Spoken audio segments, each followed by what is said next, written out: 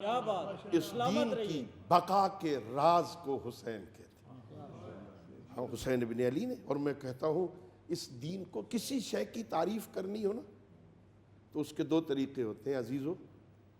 آپ سے کوئی پوچھے یہ مجلس کیا ہوتی ہے تو اسے پکڑ کے وہاں لے آؤ جہاں مجلس ہو رہی ہے۔ ایک طریقہ یہ اسے بتاؤ، صفیں بچھے ہوتی ہیں، لوگ صفوں پہ بیٹھے ہوتے ہیں، ایک شخص ممبر پہ آتا ہے، وہ قرآن پڑھتا ہے، حدیث پڑھتا ہے، تاریخ پڑھتا ہے، قرآن پڑھتا ہے۔ ہاں وہاں قرآن سے لے کے کربلا تک ان کو جمع کرو تو مجلس بنتی۔